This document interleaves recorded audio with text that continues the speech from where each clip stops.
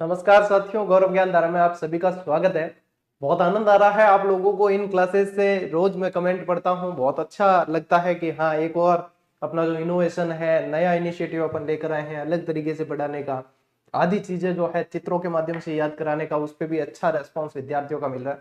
अच्छा, एक टाइम हो जिस टाइम गर्मी की छुट्टियों में टाबर इंतजार करता के माने जो है चित्र वाली कॉमिक्स वगैरह पढ़ने मिली और बहुत आनंद आई। मैं भी घनी पढ़ी पहला है, चाचा चौधरी की कहानियां ने बिल्लू ने बहुत पढ़ी।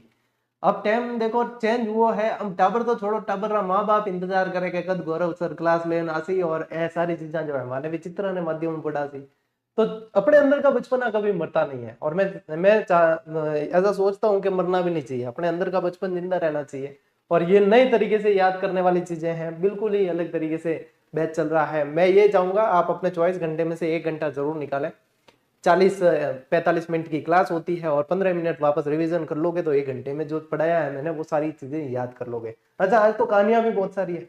आज तो राजा डिगबू की कहानी है और आपके वो उर्वशी वाली आ जाएगी उसके अंदर।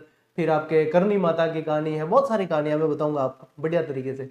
10वीं की किताब के हाथ लगाने की जरूरत नहीं, साइड में रख दो, उससे बढ़िया ही जानकारी आप लोगों को करवा रहा हूँ। एक शब्द नहीं छोड़ेंगे, कह दिया तो कह दिया। ठीक है, चलो ठाकुर करा शुरू। ओके, सबसे पहले देखिए डिग्गी के कल्याण जी का ही जो मेला है उनके बारे में ही पढ़ते हैं। डिग्गी कल्याण जी का मेला, ये अब आप लोगों के प्रश्न इस तरीके से पूछेंगे कि कहां से कितनी दूरी पे है, क्योंकि जहां जो जिस तरीके से पैटर्न पे प्रश्न आए हैं, समझदार व्यक्ति की पहचान यही है कि वो उससे सीख लेता है कि आने वाले समय में इससे ज्यादा तो एग्जामिनर क्या करेगा, इससे सिमिलर ही चलेगा, कम चलेगा तो अपन ऑलरेडी तैयार है। अप जाएगा तो सभी के लिए अप जाना है, फिर तो अपन उसके लिए प्रिपेयर रह जाए। तो यहाँ पे अब पूछेंगे कि भैया जयपुर से कितने दूरी पे है, तो लगभग 75 किलोमीटर दूर टोंक जिले की मालपुरा तहसील के अंदर डिग्गीपुरी है, जहां पे मंदिर है डिग्गी कल्याण जी। तो जयपुर से कितना दूर है? 75 किलोमीटर दूर है। टोंक की मालपुरा तहसील के अंदर है डिग्गी कल्याण जी का मंदिर है। और डिग्गी कल्याण जी के मंदिर के पीछे जो बहुत जबरदस्त पौराणिक कथा है उसको आज अपन पढ़ते हैं। देखो, श्रावण महीने की अमावस्या को यहाँ मेला लगता है, तो ये एक फैक्ट याद रखना है, श्रावण अमावस्या को मेला लगता है। भगवान विष्णु के स्वरूप राजा कल्याण जी का मेला लगता है। अब भगवान विष्णु के स्वरूप, अब भगवान विष्णु की जो है ना मूर्ति एक बार नदी में बहती बहती आई थी, यहाँ के राजा को मिली थी, उनका कल्याण हुआ था। अब कैसे हुआ था सुनिए। अप्सराएं आप लोगों ने नाम सुना है, मैं ये तो नहीं कहूंगा कि देखी है, क्योंकि थारण मारे बसरी बात कोनी के अप्सरा देखा, अप्सरा देखने स्वर्ग जानो पड़े। और मैं वही चाहूं कि थे जल्दी अप्सरा नहीं देखो, ठीक है, यानी कि थे मृत्यु लोक मत जीवित रहो है। मैं अपन सारे मृत्यु लोक में, हाँ ठीक है ना, ये अपन को एक सजा मिली हुई है कि अपन मृत्यु लोक में। यदि अपने भी आनंद लिखे होते तो अपन भी वहां स्वर्ग में अप्सरा अप्सरा अपने भी सामने जो है नृत्य वत्य प्रेस कर रही होती है, अपन भी जो है बैठ के आनंद लेते, जैसे भगवान इंद्र लिया करते थे। है, लिया करते थे क्या, लिया करते होंगे, अभी भी चलते होंगे, रात को 8 बजे शो चालू होगा होता होगा, किसने देखा है ऐसा। मतलब कभी कभी बैठ के सोचते तो लगता है। चलिए ये अलग पॉइंट है, मजाक में मत लेना इसको, ये ठीक है। अब देखो क्या हुआ कि राजा भगवानों, भाई देवताओं के भगवान कौन माने गए, मतलब राजा कौन माने गए, सीधे सिंपल भाषा पे आता हूँ। तो भगवान इंद्र को मानते हैं कि भाई देवताओं के सबसे जो है राजा कौन है, भगवान इंद्र है। भगवान इंद्र के वहां पे एक अप्सरा थी उर्वशी। अब उर्वशी से किसी बात पे हो गए भाई साहब क्रोधित भगवान इंद्र, और भगवान इंद्र ने सजा दी कि मतलब गुस्सा होने के बाद में ये सजा दी। अपा क्या कई बार है ना, यूं कोई टाबर मारते हुए अपा गुस्सा निकाल देंगे घर से बाहर, ऐसे कहते थे। तो वहां से भी इन्होंने भी, इंद्र ने भी क्या किया, घर से बाहर निकालने के लिए कि स्वर्ग से बाहर निकाल देंगे। अरे यार, इतनी बड़ी सजा, स्वर्ग से बाहर तो कहां भेजेंगे, नरक में? नहीं, मृत्यु लोक में भेजेंगे। स्वर्ग और नरक के बीच में मृत्यु लोक है, वहां पे भेजेंगे। तो मृत्यु लोक यानी कि पृथ्वी। और इनको जो है उर्वशी को सजा दी, 12 वर्ष तक जो है आपको मृत्यु लोक में रहना पड़ेगा। और वो भी कैसे, एक घोड़ी के रूप में, है ना, एक घोड़ी के रूप में जो है। फिर ये उर्वशी यहाँ से मृत्यु लोक में आ गई एक घोड़ी के रूप में। यहाँ पे देखो चित्र देखोगे आप, यहाँ से सजा दी और फिर जो है एक घोड़ी के रूप में यहाँ पे आ गई। फिर एक उद्यान में जो है ये घोड़ी के रूप में घास चल रही थी, तब चंद्रगिरी के राजा ने इनको उद्यान में देखा। किसको देखा? उर्वशी को नहीं देखा है, घोड़ी को देखा। और घोड़ी बहुत सुंदर उन्हें जो है दिख रही थी, तो इन्होंने उस घोड़ी का पीछा किया, पीछा करके घोड़ी को पकड़ा। तब उर्वशी जो है अपने ओरिजिनल रूप में आ गई। और ओरिजिनल रूप में आने के बाद तो राजा और खुश, अरे यार ये तो अप्सरा थी, अपन को पता ही नहीं। अपन ने तो सोचा कि साधारण कोई घोड़ी है, पकड़ के ले जाएंगे, अस्तबल में रखेंगे, चलाएंगे, ये तो अप्सरा है। अब तो उनका जो है राजा का इनके ऊपर हृदय आ गया, दिल आ गया। तो इन्होंने कहा कि अब तो भाई साहब शादी करनी पड़ेगी, मेरी नजर पड़ी है।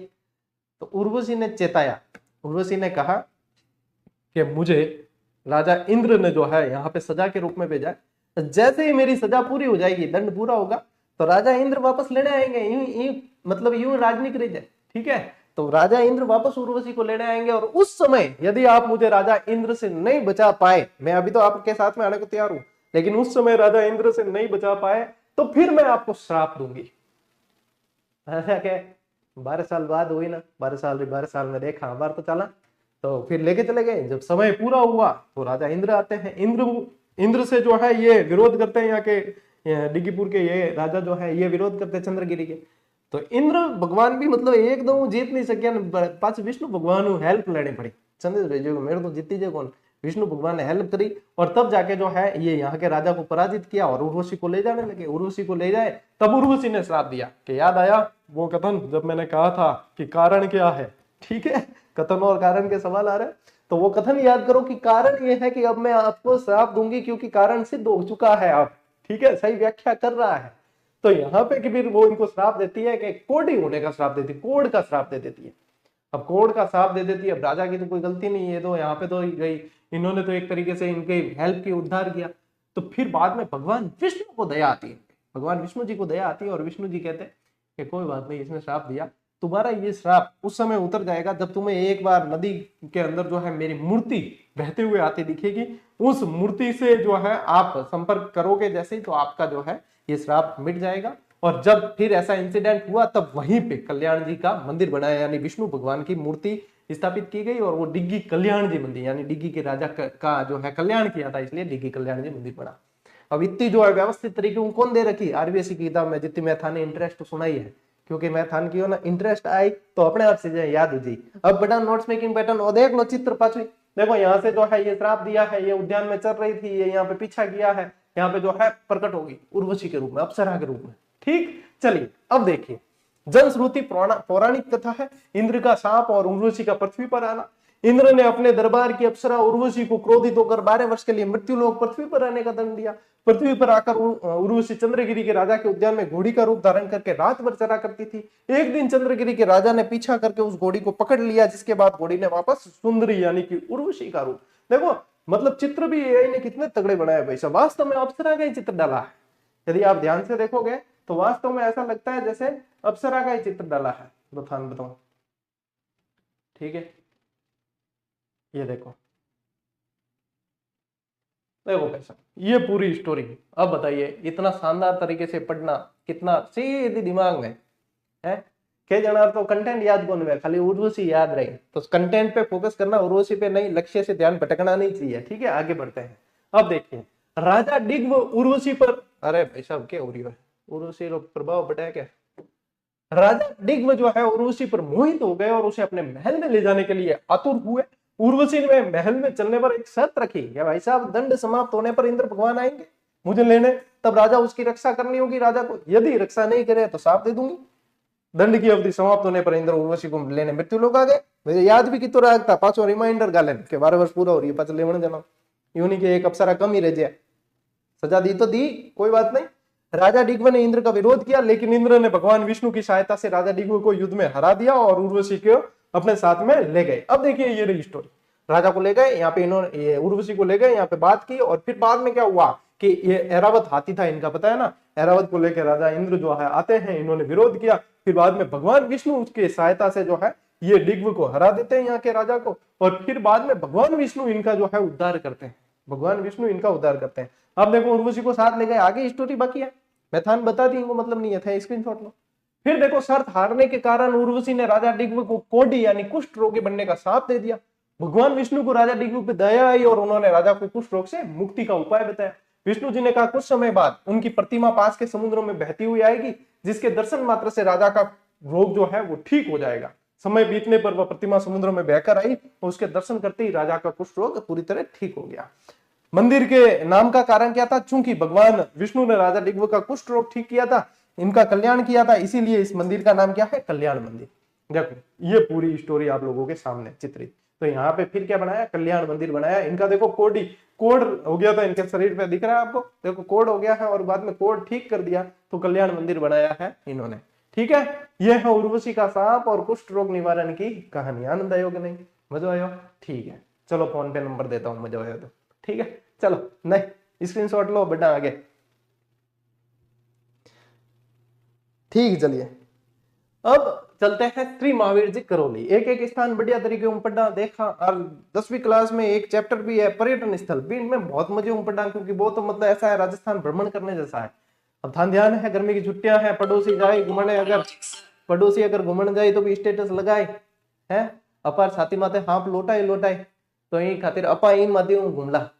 तो जो मतलब आदमी तैयारी कर रहे हैं वो अपनी औरतों को बता सकते हैं कि ले तेन घूमने लेन चालू गया, देख तेरे को सही में घूमने की अनुभूति है। और जो महिलाएं तैयार कर रही है वो तो खुद ही मान लो कि हम तो घूम रहे हैं, पति को कहने की जरूरत ही नहीं है। चलिए स्थान देखिए, श्री महावीर जी का कहां है? करौली जिले की हिंडौल तहसील में गंभीर नदी के किनारे। भाई साहब नदी ध्यान रखना पूछते हैं, क्या ध्यान रखोगे? गंभीर, तो गंभीर होके पढ़ो, गंभीर नदी ध्यान रखनी, करौली के हिंडौल के अंदर। ठीक है, यहाँ पे जो है चंदन गांव है एक, वहां पे श्री महावीर जी की क्या है? मंदिर है श्री महावीर जी का। प्रतिवर्ष चैत्र शुक्ल त्रयोदशी तिथि याद रखना भाई साहब 13 है, चैत्र महीने की उजाड़ी 13 है, यूं ध्यान लो, शुक्ल कृष्ण याद नहीं भी रहे तो चैत्र महीने की उजाड़ी 13 है, चैत्र शुक्ल त्रयोदशी से वैशाख कृष्ण प्रतिपदा तक लक्खी मेला लगता है। अच्छा लक्खी मेला किन का है? जिम मतलब लाख लोग आ जाए, लाख पब्लिक, जहां पे लाख लोग आ जाते हैं वो लक्खी मेला कहलाता है। आप भले किसी भी मेले के अंदर 1 लाख से ऊपर लोग आए तो वो लक्खी मेला कहलाएगा। जैसे रामदेवरा का मेला है वो भी लक्खी मेला है, ये भी लक्खी मेला है ना। जहां पे 1 लाख से अधिक पब्लिक आ गई तो मान लीजिए कि वो लक्खी मेला है। ठीक है, महत्व क्या है? जैन समाज का सबसे बड़ा मेला लगता है और अपने आप में अनूठा और सर्व धर्म का अद्वितीय आयोजन है। यानी कि है जैन समाज का, श्री महावीर जी जो मंदिर है करौली का है जैन संप्रदाय का मंदिर है, लेकिन सभी लोग जाते हैं। ठीक है, दर्शन करने सभी लोग जाते हैं, मेले में सभी लोग जाते हैं, तो ये चीज ध्यान रखनी है। देख लो बढ़िया तरीकों याद हो जाए, बढ़िया तरीकों याद नहीं हो सके और यूं बढ़िया तरीकों को पढ़ा भी नहीं रहा है, हकीकत बात है। आने वाले टाइम में और चीजें देख और बाद में पढ़ा सके, अपारो काम है कोई भी चीज शुरू करनी, बाद में जो है सारा जो है अनुसरण कर ले या करने लगा जाए, जो भी है इनोवेशन तो देखो एक जगह से होता है, एक बार होता है, उसके बाद में सभी जो है उस पर चलते रहते। तो कुल मिलाकर छोरा रहा छोरिया रहो तो फायदा ही है कि हाँ गौरव सर शुरू करे, बाद में सभी जना करते हैं। तो देख लो 2-3 साल में बाकी पेड कोर्स में कितनी गिरावट आई है, सुविधाएं उनको देखो, पहले जीजीडी फैक्ट सिर्फ अपन देते थे, फिर बाद में सभी जगह पे फैक्ट आने लगे। पहले 1 मिनट शो अपन देते थे, फिर सभी जगह पे ऐसी चीजें देखने को मिली। तो कुल मिला के हुडा हुडी में भी यदि चीजें हो रही है तो अपार तो एक बढ़िया ही मुहिम शुरू करी थी, है ना।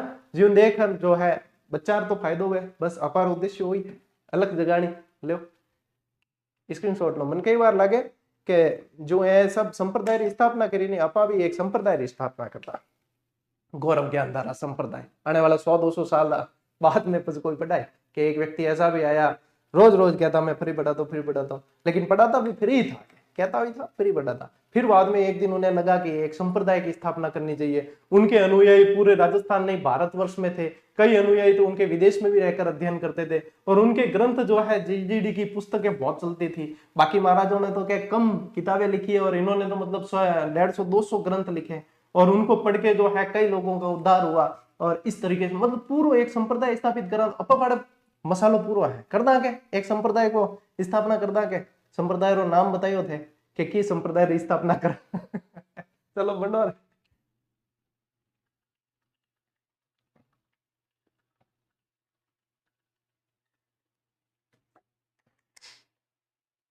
चलिए जनश्रुति और पौराणिक कथा। यहाँ पे भी महावीर जी जो श्री महावीर जी करौली का जो मंदिर है, इनकी मूर्ति कैसे मिलती है, इसके पीछे भी एक कहानी है। देखो एक व्यक्ति था जिसका नाम था कृपादास चर्मकार।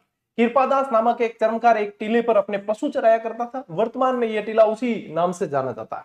क्या किया कृपादास चर्मकार अपने पशु चराता, कई दिनों तक एक गाय है ना दूध देती नहीं थी, और वहां पे एक जगह पे जाके जो है दूध अपना स्वयं न्योछावर कर देती थी। तो एक बार कृपादास ने पीछा किया, कई दिनों दूध नहीं देने पर उसने गाय का पीछा किया और देखा कि गाय टीले पर स्वतः अपना दूध गिरा रही है। फिर क्या हुआ कि उस टीले को खोदने पर उसे वहां से उसने देखा कि यहाँ पे क्यों गिरा रही है दूध। तो उस टीले को खोदने पर उसे गहरे लाल रंग की भव्य प्रतिमा मिली, ये देखो गहरे लाल रंग की, और उसने उस प्रतिमा को एक झोपड़ी में रख दिया। ये आपकी कहानी दे रखी है आरबीसी में, यहाँ नहीं दियोड़ी भाई, यहाँ तो मैं करी है।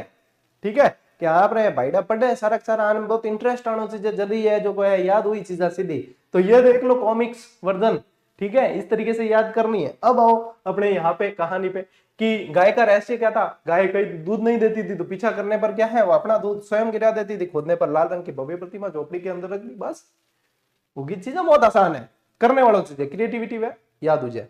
ले स्क्रीनशॉट आगे बढ़ा। और है अभी देखो, अब सर्वप्रथम इस मूर्ति की पहचान किसने की, अब उसे कृपादास को तो पता नहीं था, तो बसवा के जैन अमरचंद बिलाला ने महावीर जी की इस प्रतिमा को सबसे पहले पहचाना और मंदिर बनवाने के लिए बड़ी रकम दान दी। तो यहाँ पे जो अमरचंद बिलाला है, इन्होंने जो है भामाशाह की भूमिका निभाई और रकम दान दी। उस दान दी हुई रकम से राशि से जो है ये मंदिर बना है। पहचान के भाई ये तो श्री महावीर जी की मूर्ति है जैन संप्रदाय के, क्योंकि ये भी जैन थे, है ना, जैन अमरचंद बिलाला। तो इन्होंने फिर पहचान की, तो इन्होंने फिर वहीं पे जो है मंदिर बनवाया। अब देखो मुख्य परंपरा यहाँ की रथ यात्रा की अनूठी परंपरा है कि आज भी जब मेले का शुभारंभ होता है तो रथ यात्रा से पहले रथ को सबसे पहले उस चर्मकार यानी कि कृपादास जो था उसके वंशजों का हाथ लगवाया जाता है। क्योंकि खोज किसने की, जहां रथ पे जो है कृपादास के जो वंशज होते हैं उनके जो है हाथ लगाया जाता है, ये परंपरा रही है और यहाँ की पहली और अनिवार्य परंपरा है ये। इसको जो है भंग नहीं किया जा सकता, ये एक तरह का सम्मान दिया जाता है इन्हें, ठीक है, कि यहीं से जो है ये शुरू होती है, इनके मेले का जो रथ यहीं से चलता है। ले स्क्रीनशॉट, चलो काबरो आगे बढ़ा फटाफट ले। अब आते हैं अपन चलते हैं देशनोक। देशनोक में क्या है, करनी माता का मंदिर है। करनी माता को इनके जितने भी अनुयायी हैं, चारण समाज के लोग हैं, बीकानेर के राठौड़ के वंशज हैं, या जो भी लोग मानते हैं डोकरी कहते हैं, बहुत श्रद्धा भाव से जो है डोकरी के नाम से इन्हें संबोधित करते हैं और कहते हैं कि डोकरी की कृपा हो गई ना तो भले किसी की जो है कोई औकात नहीं है कि वो अपने को जो है बाल विवाह का कर सके, पर डोकरी की कृपा होनी चाहिए।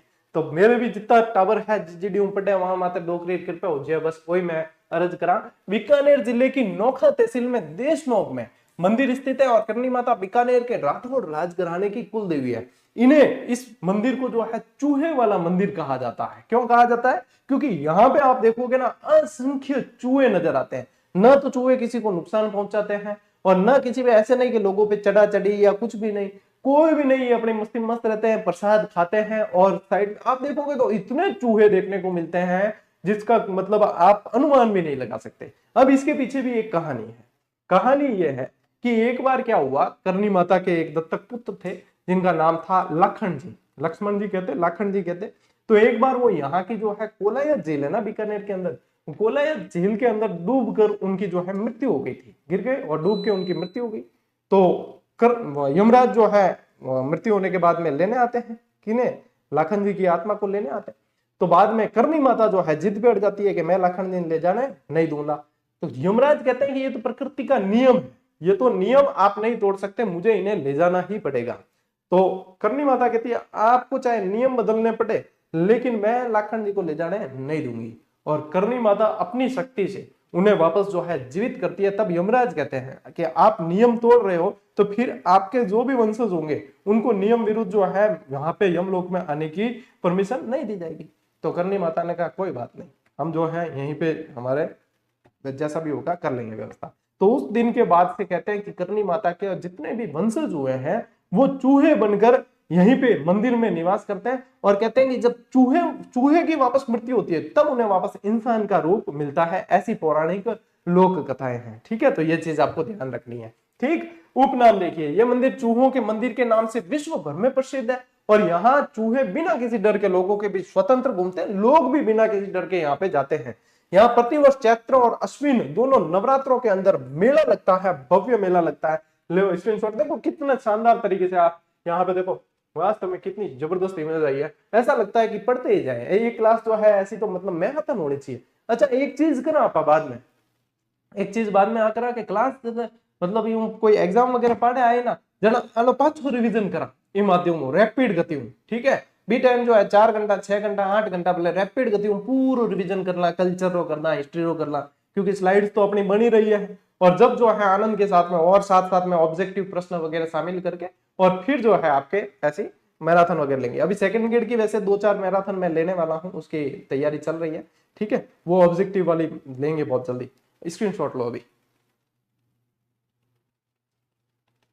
देखो, करनी माता के मंदिर से संबंधित अतिरिक्त जानकारी जो आप लोगों के आरपीएससी की पुस्तक में नहीं दे रखी, लेकिन आपको ध्यान रखना है। देखो, काबा, यहाँ के जो चूहे होते हैं उन्हें काबा कहते हैं। सभी चूहों को काबा कहते हैं। पहले जब मैं पढ़ाता था तब मैं ये पढ़ाता था कि यहाँ के जो सफेद चूहे होते हैं उन्हें काबा कहते हैं। फिर वहीं के काफी सारे अपने जो है स्टूडेंट हैं, तो उन्होंने बताया कि सर सिर्फ सफेद चूहे को नहीं, सभी चूहों को काबा ही कहते हैं। लेकिन सफेद चूहा दिख जाए तो उसे बहुत भाग्यशाली माना जाता है, उस व्यक्ति को, कि उसकी जो है मनो इच्छा जो है वो पूरी होती है। तो यहाँ पे ध्यान रखना कि मंदिर में रहने वाले चूहों को क्या कहा जाता है? काबा। और मान्यता के अनुसार यहाँ यदि सफेद चूहा किसी को दिख जाए तो करनी माता के साक्षात दर्शन के रूप में माना जाता है और बेहद शुभ माना जाता है। चारण समाज की क्या मान्यता है कि स्थानीय लोक मान्यताओं के अनुसार करनी माता के वंशज मृत्यु के बाद देशनोक मंदिर में चूहे यानी कि काबा के रूप में जन्म लेते हैं और चूहे मृत्यु के बाद पुनः मनुष्य बनते हैं। मेहरानगढ़ दुर्ग की नींव इन्होंने रखी थी। मेहरानगढ़ का जो किला है जोधपुर का, ऐतिहासिक तथ्यों के अनुसार जोधपुर के प्रसिद्ध मेहरानगढ़ किले की नींव राव जोधा के आग्रह पर स्वयं करनी माता के हाथों से रखी गई थी। और करनी माता का मूल नाम क्या है? रिद्धिबाई है। सुआप गांव के अंदर इनका जन्म होता है और बचपन का नाम इनका क्या था? रिद्धिबाई नाम था। एक चमत्कारी चील जिसको करनी माता का प्रतीक चिन्ह माना जाता है, करनी माता के प्रतीक स्वरूप सफेद चील को पवित्र माना जाता है। यदि मंदिर के ऊपर सफेद चील दिख जाए तो उसे माता का आशीर्वाद माना जाता है। और अक्सर वहां पे यदि देखोगे तो मंदिर के आसपास लोगों को चील के दर्शन हो ही जाते हैं। चील उड़ती हुई कहीं ना कहीं दिख जाती है। जो सफेद चील है ना, वो दिख गई तो समझ लो कि उसका तो बेड़ा पार है। इतना चमत्कार है यहाँ का। तो ये सारी जानकारी आपको ध्यान में रखनी है, स्क्रीनशॉट ले सकते हो। चलो टावरो, अब पढ़ा शीतला माता। देखो, शीतला माता का त्योहार बच्चों का सबसे फेवरेट त्योहार होता है। क्यों होता है? क्योंकि शीतला माता के दिन आप लोगों को पता है ठंडा बनाते हैं, ठंडा खाते हैं, भूंगड़ा उंगड़ा तला, 500 आंगलियां में पैर, और अपा भी बचपन में घना खायोडा है। ठीक है, हाकड़ी, खाजा और दही वड़ा वगैरह। मतलब उस दिन तो भाई सब बच्चा बहुत फेवरेट है, क्योंकि मम्मिया जो है एक दिन पहले बनाने में लग जाओ, 20 दिन मम्मिया रहेगी, काम कौन? बस जो बना हुआ है ठोको, बस वो वाली चीज। तो ये बच्चों का फेवरेट त्योहार है, क्योंकि इन्हें बच्चों की माता कहा जाता है। जो बच्चों को माता निकलती है ना, उनका इलाज यहाँ पे माना जाता है। इन्हें महामाई, शेडल माता आदि नामों से जाना जाता है। ये ध्यान रखना। इनकी भी एक स्टोरी है। इन्हें शीतला माता क्यों कहते हैं? आपके इसमें नहीं दे रखी स्टोरी, मैं बताता हूँ। एक समय की बात है कि शीतला माता किसी जो गांव की गली से निकल रहे थे, तो वहां से किसी ने जो है खौलता हुआ गर्म पानी ऊपर से उनके ऊपर डाल दिया था। तब वो, मतलब देखो, गर्म पानी खौलता हुआ ऊपर गिरे तो कितनी जलन होती है। तब एक कुमारिन जो थी, उन्होंने इनको वहां पे लाया और इनके जो है इलाज किया। शीतल जल इनके ऊपर डाला और इनका जो है इलाज किया, शीतलता वाले इनको पदार्थ खिलाए, तो वहां पे जो है इनको बहुत ठंडक मिली। तब इन्होंने जो है कुम्हारों को ये वरदान दिया कि भाई आने वाले समय में जब मेरी कभी पूजा होगी तो पुजारी मेरे आप ही होंगे। और मिट्टी के दीपक, मिट्टी की कटोरियां वगैरह इनके प्रतीक चिन्ह माने जाते हैं। और इसीलिए इस दिन ठंडा खाया जाता है, गर्म नहीं खाया जाता। जिसको अपन बांसुड़ा कहते हैं ना, शीतला सप्तमी, शीतला अष्टमी को बांसुड़ा जो खाते हैं, उसके पीछे ये कहानी है। ठीक है, तो देखो स्थान कहाँ है? जयपुर जिले की ताकसू तहसील के सील की डूंगरी गांव में प्रतिवर्ष चैत्र कृष्णा सप्तमी अष्टमी को यह मेला बढ़ता है। सील की डूंगरी, बहादुर सिंह जी ने मूर्ति स्थापित की थी। अब देखो, शीतला माता का मंदिर हर गांव के अंदर मिलेगा आपको, लेकिन मुख्य मंदिर जो है वो सील की डूंगरी चाकसू के अंदर है। ठीक है, पहाड़ी पर बने इस मंदिर का निर्माण जयपुर महाराजा माधो सिंह ने करवाया और बैलगाड़ी के मेले के नाम से भी जाना जाता है, क्योंकि इनके मेले में बैलगाड़ी पे बहुत सारे लोग आते हैं। इतने बैलगाड़ियां हो जाती है, तो इसीलिए कहा जाता है कि बैलगाड़ी का मेला। क्या कहते हैं? बैलगाड़ी का मेला। बैलगाड़ी के मेले के नाम से जाना जाता है। ग्रामीण रंगीन कपड़ों में अपनी सुसज्जित बैलगाड़ियों के साथ में आते हैं। क्या दृश्य होता होगा, सोचो। माता का स्वरूप, इन्हें मात्र रक्षिका देवी के रूप में जाना जाता है। मान्यता है कि इनकी रुष्टता के कारण ही चेचक का प्रकोप होता है। जब ये नाराज हो जाती है तो माता निकलती है ना, वो चेचक के रूप में बदल जाती है। तो यानी कि बहुत ज्यादा रुष्ट होती है, तो चेचक का प्रकोप माना जाता है। विभिन्न इनके उपनाम है। उत्तर भारत में महामाई, पश्चिम भारत में माई अबाला, और राजस्थान के अंदर आप अन्य जगह पे शेडल, सेड, शीतला माता आदि के नामों से जाना जाता है। गर्दभ यानी कि गधा इनका वाहन है। पुजारी इनके कुम्हार है। यहां पे लिख भी सकते हो आप, पुजारी कुम्हार। प्रतीक मिट्टी के दीपक। क्या? मिट्टी के दीपक इनके प्रतीक चिन्ह माने जाते हैं। ठीक है, ये तस्वीरें देख लो, आप लोगों को बहुत बढ़िया तरीके से चीजें याद हो जाएगी। लो स्क्रीनशॉट लो, आगे बेटा। टावर मजा आ रही है ना पढ़ने में, कॉमिक्स है ना। चलिए, गर्मी की छुट्टियां हैं, वैसे भी कॉमिक्स पढ़ने के दिन है। कैला मैया, कैला मैया का मेला कहाँ पे भाई? कैला मैया का मेला कहाँ लगता है? करौली के अंदर। करौली के अंदर मेला लगता है। और ध्यान रखना, एक नदी बता रहा हूं, ये नदी जो है आप लोगों को पूछी जाएगी, काली सील नदी के किनारे। काली सील नदी, काली सिंध नहीं है, ये ध्यान रखना, काली सील नदी है, ठीक है। करौली जिले के त्रिकुट, करौली जिले के त्रिकुट पर्वत की घाटी में कैला देवी का भव्य मंदिर है, जहां प्रतिवर्ष चैत्र शुक्ला अष्टमी को मेला बढ़ता है। और मेले में बहुत बड़ी संख्या में भक्तों के आने के कारण यह क्या कहलाता है? लक्खी मेला कहलाता है। वही चीज कि लाख से ऊपर पब्लिक है तो वो क्या कहलाएगा? लक्खी मेला कहलाएगा। और मंदिर के अंदर आपको ध्यान रखना है, दो मूर्तियां हैं। दाहिनी तरफ कैला देवी की मूर्ति है, जिन्हें लक्ष्मी के नाम से जाना जाता है, और बाईं तरफ चामुंडा माता की मूर्ति है। देखो ये चीज जो है ना, ये बहुत कम जगह पे देखने को मिलती है कि यहाँ पे दो मूर्तियां हैं। ये बहुत कम किताबों में देखने को मिलेगा। कौन मिले? मेरी खुद की किताबों में, गाइड में या वन लाइनर में भी नहीं दी होड़ी लाइन, बताओ। तो आज चीज आरबीसी में कवर हो रही है, तो बहुत बढ़िया, यानी कि अपन तैयारी कर रहे हैं ना। मंदिर में दो मूर्तियां हैं, दाहिनी तरफ कैला मैया की, बाईं तरफ चामुंडा माता की। ये दिशा भी ध्यान रखना, मेरे अनुसार तो दिशा भी ध्यान रखनी चाहिए आपको, ठीक है।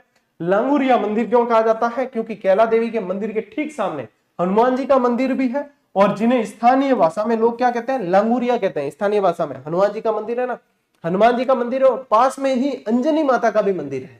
अंजनी माता हनुमान जी की मम्मी है ना, माता जी, हनुमान जी की माता जी, तो वहां पे अंजनी माता का भी मंदिर है, हनुमान जी का मंदिर है, तो इनको लोग कहते हैं लांगुरिया।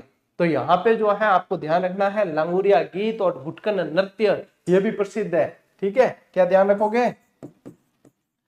ये यहीं पे किए जाते हैं, लांगुरिया गीत और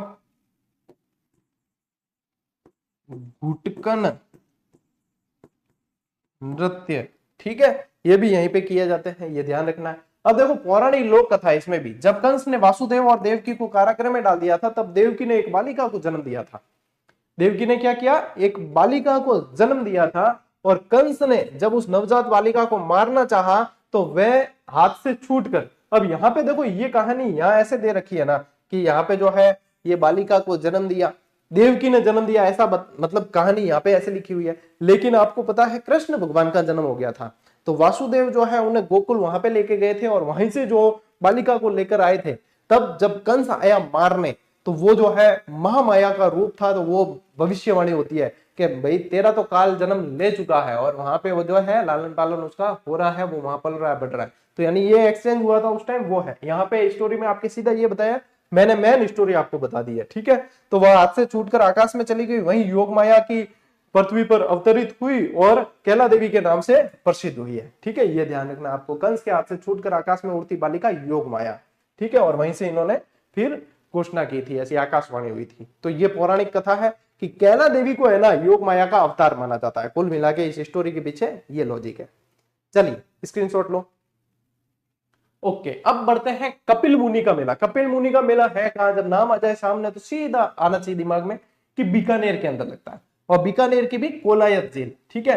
कपिल मुनि सांख्य दर्शन के प्रणेता माने जाते हैं, ठीक है। दर्शन वैसे जो 6 दर्शन हुए उनमें से सांख्य दर्शन है उनके प्रणेता माने जाते हैं। ध्यान है ना, सांख्य, न्याय, योग, वैश्विक, उत्तर मीमांसा, पूर्व मीमांसा, ये जो है दर्शन है सारे सारे। रीट एसएसटी की क्लास में बहुत बढ़िया तरीके से ये चीजें भी पढ़ा रखी है, हर चीज पढ़ा रखी है मैंने आप लोगों के। इस यहाँ पे ये जो 3000 क्लास देना, यानी कि आप समझो 3000 क्लास है, यानी 3000 दिन की मेहनत है वो। तो यानी कि वो व्यवस्था आप लोगों के इतनी जबरदस्त तरीके से इस चैनल पे हो रखी है, जड़े मैं क्यों ना एक संप्रदाय नाम रख दा क्या ठाबरो लो। स्थान और समय, बीकानेर जिले के कोलायत में प्रतिवर्ष कार्तिक पूर्णिमा को कपिल मुनि का प्रसिद्ध मेला लगता है। दिन याद रखना, कार्तिक पूर्णिमा। अच्छा, कार्तिक पूर्णिमा को और कहाँ मेला लगता है? कल पढ़ा था अपन ने, पुष्कर। पुष्कर और कोलायत झील की अक्सर जो है तुलना की जाती है, क्योंकि ये जो कोलायत झील है ये भी 52 घाट झील है, पुष्कर भी 52 घाट झील है। पुष्कर के झील में भी दीपदान का महत्व है, यहाँ पे भी दीपदान का महत्व है। वहां भी कार्तिक पूर्णिमा को मेला लगता है, यहाँ भी कार्तिक पूर्णिमा को मेला लगता है। वो भी पवित्र झील मानी जाती है, ये भी पवित्र झील मानी जाती है। तो ये जो है भाई साहब बहुत इनके अंदर समानता है, तो ये ध्यान रखनी है अपने को। वंश का परिचय देखिए, स्कंद पुराण के अनुसार, पूछ भी सकते हैं कौन से पुराण के अनुसार, ब्रह्मा के पुत्र महर्षि कर्दम का विवाह महर्षि मनु की पुत्री से हुआ, जिनसे कपिल मुनि का जन्म हुआ है, ठीक है। महर्षि कपिल मुनि का जन्म हुआ। अब देखो कपिलिस्तान की उत्पत्ति उच्च धार्मिक ज्ञान प्राप्त करने हिमालय जाते समय, हिमालय जा रहे थे तो कपिल मुनि ने एक नकली स्थान देखा। ठीक है, क्या देखा? ये ऐसा नकली स्थान देखा, उसकी सुंदरता से मोहित होकर उनकी आत्मा का एक भाग दुनिया के लिए तप करने वहीं रुक गया और शेष भाग हिमालय चला गया, जिसे बाद में कपिलिस्तान के नाम से जाना गया। जो नकली स्थान दिखा यही बाद में कपिलिस्तान के नाम से जाना गया है। भाई ये कहानी कोई मेरे मन से कही हुई नहीं है, आरबीएससी की पुस्तक में दे रखी है। ठीक है, लो स्क्रीनशॉट।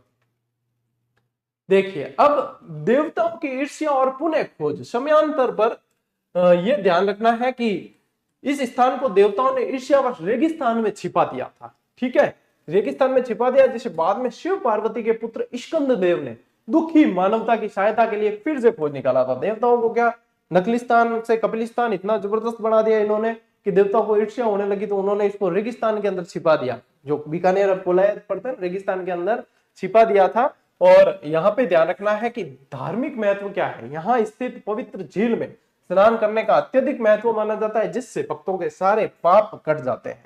दीपदान की विशेष परंपरा है। कार्तिक पूर्णिमा के दिन शाम को कोलायत झील में जलते हुए दीप प्रवाहित किए जाते हैं, दीपदान किए जाते हैं, यहाँ की मुख्य आकर्षण है। और कपिल मुनि को भारतीय दर्शन शास्त्र के सांख्य दर्शन का प्रतिपादक यानी लेखक माना जाता है। ठीक है, सांख्य दर्शन के लेखक माना जाता है। इसको ये शब्द जो है मिसप्रिंट है, इस पे ध्यान मत देना। ठीक है, इसका कोई इस शब्द का ऐसा कोई मतलब है भी नहीं। ठीक, तो ये देख लो सांख्य दर्शन के प्रणेता थे। ले आगे बेटा, ख्वाजा मोइनुद्दीन चिश्ती की दरगाह कहाँ है भाई साहब? अजमेर के अंदर। भारत का मक्का किस क्षेत्र को कहा जाता है? अजमेर को कहा जाता है। किस कारण ख्वाजा मोइनुद्दीन चिश्ती की दरगाह है? यहाँ पे ख्वाजा मोइनुद्दीन चिश्ती का उर्स लगता है, वो मेलों के अंदर आता है, तो वो ध्यान रखना अजमेर के अंदर। देखिए परिचय, सूफी संत ख्वाजा मोइनुद्दीन चिश्ती, जिन्हें गरीब नवाज भी कहा जाता है, 1192 में ईरान से भारत आए थे। 1192 में मोहम्मद गौरी के साथ तराइन के द्वितीय युद्ध के समय ये भारत आते हैं। उन्होंने अपना पूरा जीवन अजमेर में मानवता की सेवा में समर्पित कर दिया था। ठीक है, उर्स का समय कौन सा है? इस्लामिक कैलेंडर के अनुसार रजब माह की 1 से 6 तारीख तक अजमेर में उर्स मनाया जाता है। ये कई बार पूछते हैं, कब? 1 से 6 रजब तक, रजब माह की 1 से 6 तारीख तक उर्स मनाया जाता है। ऐसी मान्यता है कि 99 वर्ष की आयु में रजब की 6 तारीख को उन्होंने महसूस किया कि महबूब हकीकी यानी कि ईश्वर से मिलने का वक्त आ गया है। कितने? 99 वर्ष की आयु में महबूब हकीकी यानी कि ईश्वर से मिलने का वक्त आ गया, ऐसा उन्होंने अनुभव किया। और जब वे 6 दिन तक हुजूरे से बाहर नहीं आए, तो फिर खादिमों ने पाया कि उनकी रूह जिस्म से प्रवास कर गई है, यानी कि प्रयाण कर गई है। अच्छा, इसमें जो है कुछ उर्दू के शब्द है, ठीक है, जो आपके 10वीं की किताब में दे रखे हैं ऐसे के ऐसे शब्द, इसीलिए इनको एज इट इज मैंने लिया है कि भाई लैंग्वेज से प्रश्न बन रहे हैं, तो आने वाले समय में ये ऐसे कैसे महबूब हकीकी, खादिमो, ये शब्द आएंगे, रूह जिस्म से प्रवास कर गई, तो ये जो है आप लोगों को पूछेंगे। और गरीब नवाज का एक पैगाम है, सबका मालिक एक, और उर्स जो है इनका रजब माह की 1 से 6 तारीख को बढ़ता है। ठीक है, तो ये ध्यान रखना है आपको। अभी और भी पढ़ेंगे अपन, जायरीनों द्वारा इनके जो है दरगाह पे चादर चढ़ाई जाती है, विशेष गुलाब के इत्र को छिटका जाता है वगैरह, बहुत सारी मान्यताएं। देखिए शुरुआत में जो है रस्म क्या रहती है उसकी, शुरुआत में चांद दिखाई देने पर दरगाह शरीफ के बुलंद दरवाजे पर झंडा फहराने से शुरुआत होती है। जायरीन मजार पर फातिहा पढ़कर चादर चढ़ाते हैं और अकबर द्वारा निर्मित अकबरी मस्जिद तथा महफिल खाने में कव्वालियों का आयोजन किया जाता है। यहाँ पे जो है सबसे पहले बुलंद दरवाजे पे झंडा फहराते हैं, फिर देखो यहाँ पे जो चादर चढ़ाई जाती है और महफिल खाने के अंदर कव्वालियों का जो है कार्यक्रम रखा जाता है। और कुल की रस्में और देग, देग क्या होती है? यहाँ पे बड़ी बड़ी जो देग है, बर्तन है बहुत बड़े, ठीक है, अंदर इंसान सीटी लगा के उतर के जो है प्रसाद जब पकता है तब हिलाते हैं, और उस तरीके से पूरे साल भर उसके अंदर चढ़ावा दान वगैरह आता है, और उसी से फिर जो है ये मेले में पूरा जो प्रसाद पकता है। इतनी बड़ी बड़ी देग है, ठीक है। यहाँ पे तो चित्र के अंदर तो छोटी बता रहे हैं, बहुत बड़ी देग है, मैंने देखी हुई है। तो बड़ी देग बड़े यानी कि अकबर ने, और छोटी देग छोटे यानी कि जहांगीर ने भेंट की है यहाँ, ये भी पूछते हैं, तो ये ध्यान रखना है। देखो रजब की 6 तारीख को कुल की रस्म में जायरीनों पर गुलाब जल के छींटे मारे जाते हैं, और इसके बाद 3 दिन बाद 9 तारीख को बड़े कुल की रस्म होती है। उस उर्स के दौरान अकबर और जहांगीर द्वारा भेंट की गई क्रमशः बड़ी और छोटी देग में चावल पकाकर तबर्रुक यानी कि प्रसाद बांटा जाता है, ठीक है। तो ये ध्यान रखना है, यहाँ पे इनमें बड़ी देग और छोटी देग में प्रसाद बनता है। महत्व क्या है? यह उर्स संपूर्ण भारत में मुस्लिम समुदाय का संभवतः सबसे बड़ा मेला है। सर्वधर्म सद्भाव का अनूठा उदाहरण है। और क्या ध्यान रखोगे, यहाँ पे ये भारत का मक्का कहा जाता है, अजमेर को भारत का मक्का कहा जाता है। ठीक है, ये ध्यान रखना। चलिए स्क्रीनशॉट लो।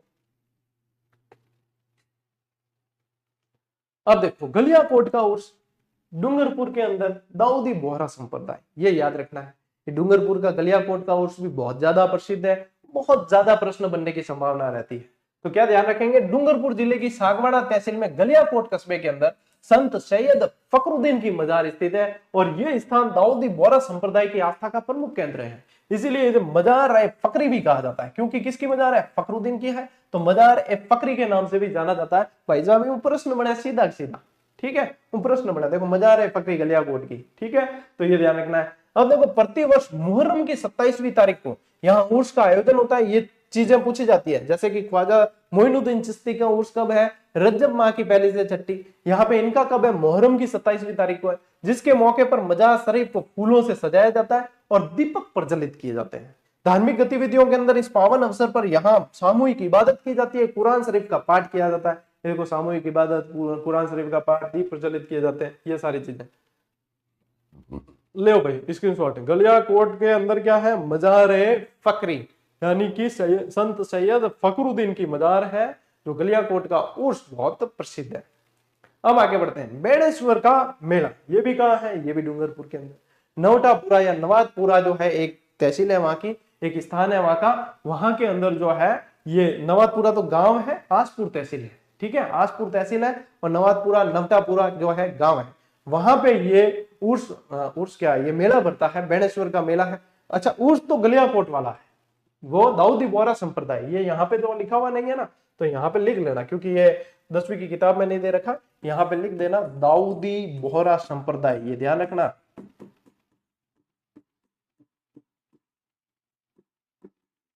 ठीक है, ये ध्यान रखना, दाऊदी बोहरा संप्रदाय।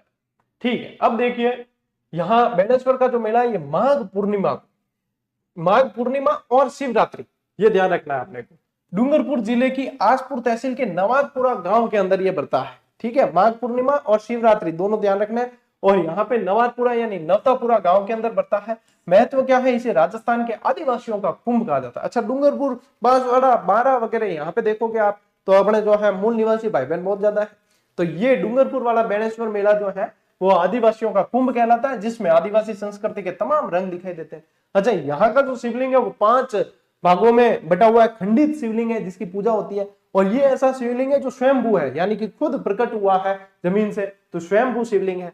बेणेश्वर नाम भगवान शिव के लिंग पर आधारित है और स्वयं उद्भुत यानी स्वयंभू हुआ था। जनश्रुति के अनुसार नवादपुरा गांव की एक गाय प्रतिदिन दुग्धाभिषेक करती थी, सेम स्टोरी है महावीर जी करौली वाली, दुग्धाभिषेक करती थी। एक दिन ग्वाले के देखने पर वह भागी तो उसके खुर से धक्का लगने से यह शिवलिंग जो है 5 हिस्सों में टूट गया। अब शिवलिंग स्वयंभू था, शिवलिंग पे गाय जाके स्वयं जो है दूध गिराती थी, थन से अपने आप दूध गिरने लगता था। जब ग्वाले को पता चला, देखने गया तो गाय डरकर भागी तो खुर से जो है उसके शिवलिंग टूट गया। तो शिवलिंग 5 भागों में बट गया और ऐसे ही खंडित शिवलिंग की पूजा होती है। अब खंडित होने के बावजूद भी आज भी आश्चर्यजनक रूप से इनकी यहाँ पे पूजा की जाती है। ठीक है, तो ये ध्यान रखना है। लो स्क्रीनशॉट। देखिए राजस्थान के अन्य प्रमुख मेले और उत्सव, अब जिनके सीधे सीधे नाम दे रखे हैं आपके, तो यहाँ पे नाम दिए, यानी कि भाई सब बहुत महत्वपूर्ण है, ये तो सारे सारे पूछ सकते हैं। राष्ट्रीय दशहरा मेला, ये कहां पड़ता है, कोटा के अंदर। वैसे भारतवर्ष में ध्यान रखो, यदि पूछे तो मैसूर का दशहरा मेला बहुत प्रसिद्ध है। दौसा के अंदर आभानेरी उत्सव होता है, बाड़मेर में थार महोत्सव, जैसलमेर का मरु महोत्सव, पाली के अंदर रणकपुर उत्सव और गोडवाड़ मेला, उदयपुर के अंदर मेवाड़ महोत्सव, अलवर में मत्स्य उत्सव, जयपुर के अंदर बहुत सारे होते हैं जैसे सरस मेला, हाथ से संबंधित, अंतरराष्ट्रीय पतंग महोत्सव है ना, धुलंडी उत्सव और हाथी महोत्सव, तीज और गणगौर मेला, जयपुर लिटरेचर फेस्टिवल, साहित्यिक उत्सव और भी बहुत सारे आयोजन होते हैं जयपुर के अंदर। बीकानेर के अंदर ऊंट महोत्सव, जोधपुर के अंदर मारवाड़ उत्सव, माउंट आबू के अंदर ग्रीष्म और शरद महोत्सव, चित्तौड़गढ़ में मीरा महोत्सव, झालावाड़ में चंद्रभागा मेला, ये सारे। और ये जैसे ऊंट महोत्सव, ये थार महोत्सव, ये मरु महोत्सव, ये जब जब होते हैं अपन जी फैक्ट बना के आप लोगों को जानकारी देते हैं। इन सब की भी दे रखी है टेलीग्राम पे, इन सब की भी जानकारी आपको उपलब्ध करवा रखी है। अच्छा, टेलीग्राम छोड़ो, 1 मिनट शो में दे रखी है। इसी चैनल के शॉर्ट्स वाले सेक्शन के अंदर आपको शॉर्ट्स के अंदर सारी मतलब शिक्षाप्रद चीजें ही मिलेगी, ज्यादातर तो जीके से रिलेटेड ही मिलती है। तो ये जानकारियां वहां पे दे रखी है इनमें।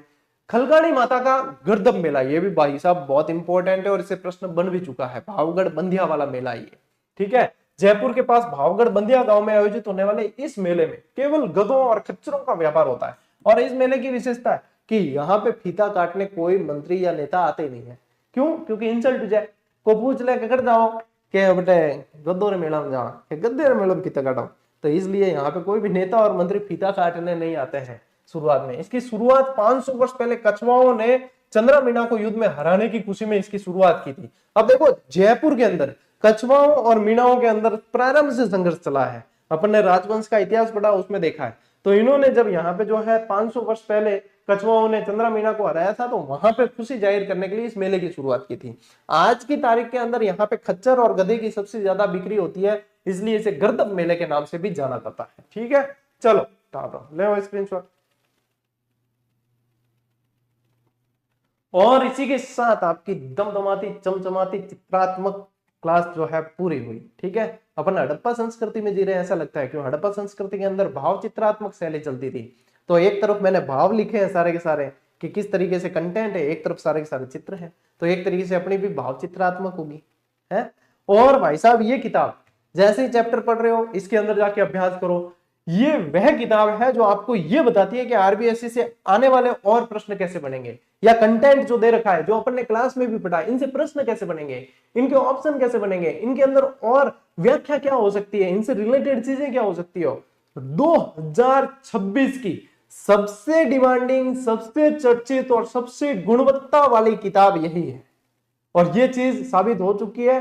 किताब आए को मात्र हुए हैं 7 दिन हुए हैं और 10,000 से अधिक बच्चे इसको जो है लेकर पढ़ने शुरू कर दिए। तो आप अनुमान लगा सकते हो कि इसकी कितनी जबरदस्त डिमांड है। इसीलिए तो सप्लाई पूरी नहीं हो रही है। हालांकि हमने पूरी कोशिश कर रखी है कि सप्लाई पूरी हो। भैया जो टाबर जा रही है इतनी गर्मी में 4-4 चक्कर काटे दुकाना का, तो आने जो है एक बारी में किताब मिल जाए। लेकिन फिर भी ये माहौल रहेगा, क्योंकि हर वैकेंसी के अंदर चाहे आप कांस्टेबल दे दो, सीईटी दे दो, रीट दे दो, स्कूल व्याख्याता, second grade, SI, LDC, RS तक भी दोगे, इसके अंदर जो आरबीएससी बार बार आपको पढ़ने के लिए कहते हैं ना लोग कि 6ठी से 10वीं की किताबें पढ़ो, मूल पुस्तकें, मैं कहता हूं उनको साइड में रखो, उसमें भी काफी अधूरापन है। वो पूरा का पूरा आपको इसमें मिलेगा। साथ ही साथ जो उसके अंदर अधूरापन है उसको पूरा किया गया। ये भाई साहब ये तो मतलब मक्खन जो होता है ना उससे भी बढ़िया चीज है। और विश्वास मेरे कहने से नहीं, हर कोई भी वीडियो उठा के देख लो, वहां पे विद्यार्थी जो पढ़ रहे हैं उनके कमेंट है, बिना आग्रह किए कमेंट आए हुए हैं। ऐसा नहीं है हमने कहा अरे यार कमेंट करके अच्छी अच्छी बातें बोल दो, ऐसा नहीं करते हम कभी भी। हम करते हैं मेहनत, माहौल अपने आप बनता है, कमेंट अपने आप आते हैं। जब मेहनत करेंगे प्रतिक्रियाएं अपने आप आएगी, मेहनत करनी आनी चाहिए बस। तो वह चीज है टावरो, मैं कह रहा हूँ ना, छेटी रह जो मत, चूक जो मत, बिंगबार में मन मत ये जो कि गुरुजी मैं तो अपन पढ़ने वंचित रहेगो, क्योंकि हमने जो है ये मेहनत आपको अब समर्पित कर दी है। चलिए आज की इस क्लास में साथियों इतना ही। अब मिलते हैं अपन अगली क्लास में, अगले सेशन में। तब तक के लिए राम राम, जय हिंद।